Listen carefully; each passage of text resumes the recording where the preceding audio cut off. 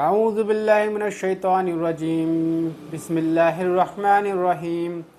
اسلام میں ہر ایک کے ساتھ ہمدردی کرنا سکھاتا ہے، آپسی میں اتحاد و اختلاف اور ایک دوسرے کے خوشی و غم اور دکھ درد میں شریک رہ کر زندگی گزارنا۔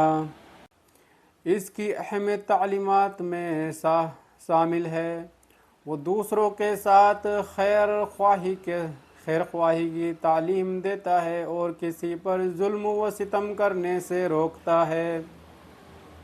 اس لیے اسلام نے بندوں کے حقوق بیان کیے ہیں اور اس کو ادا کرنے کا حکم دیا ہے۔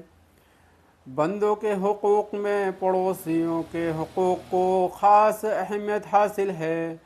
پڑوسی کے ساتھ اچھا سلوک کرنے کی تاکید کی گئی ہے اور اس کو ستانے یا کسی بھی طریقے سے تکلیف پہنچانے سے سختی کے ساتھ منع کیا گیا ہے۔ جو شخص اپنے پڑوسی کے ساتھ اچھا سلوک نہیں کرتا، اس کو تکلیف پہنچاتا ہے اور اس کو اذیت دیتا ہے، ایسے شخص کے متعلق حضور صلی اللہ علیہ وسلم نے بڑی سختی وعید بیان فرمائی ہے۔ ایک حدیث میں آپ صلی اللہ علیہ وسلم نے فرمایا، اللہ کی قسم وہ شخص مومن نہیں ہے، اللہ کی قسم وہ شخص مومن نہیں ہے، اللہ کی قسم وہ شخص مومن نہیں ہے۔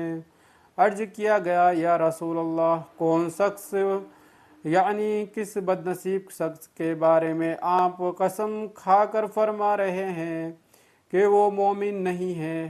آپ صلی اللہ علیہ وسلم نے فرمایا کہ وہ شخص جس کے پڑوسی اس کی شرارتوں سے محفوظ نہ ہو۔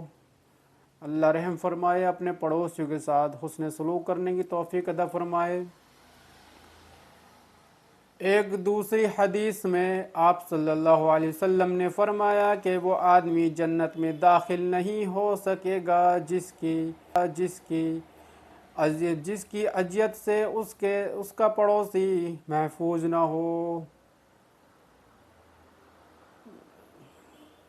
ان دونوں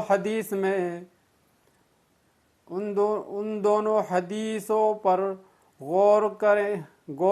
اللہ کے رسول صلی اللہ علیہ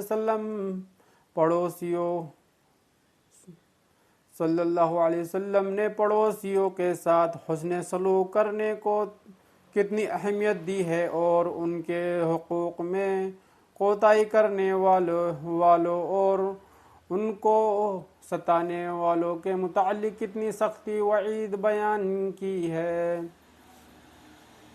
ایک حدیث میں دو عورتوں کا حال بیان کیا گیا ہے جن سے پڑوسی کے حقوق کی اہمیت سمجھ میں آتی ہے۔ حضرت ابو ہریرہ رضی اللہ عنہ سے روایت ہے کہ نبی کریم صلی اللہ علیہ وسلم سے ذکر کیا گیا کہ فلاں عورت دن میں روزے رکھتی ہے اور رات میں نماز پڑھا کرتی ہے، ساتھ ہی وہ اپنے پڑوسیوں کو اپنی زبان سے تکلیف بھی پہنچاتی ہے۔ یہ سن کر آپ صلی اللہ علیہ وسلم نے فرمایا کہ اس عورت میں کوئی بھلائی نہیں، وہ جہنم میں جائے گی۔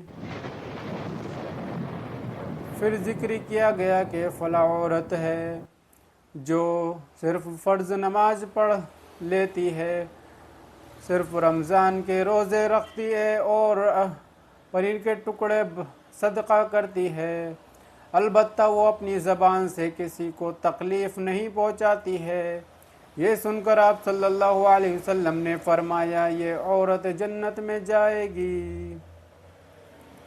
بھائیو، پڑوسیوں کو ستانا کتنا بڑا گناہ ہے، جنت میں بھی داخل نہیں ہو سکتا ہے۔ تو اپنے پڑوسیوں کے ساتھ حسن سلوک کیا کرو۔ ہمارے رسول صلی اللہ علیہ وسلم نے قسم کھا کر کہا ہے، وہ شخص مومن ہی نہیں ہو سکتا جو اپنے پڑوسیوں کو ستاتا ہے۔ اللہ رحم فرمائے بھائی۔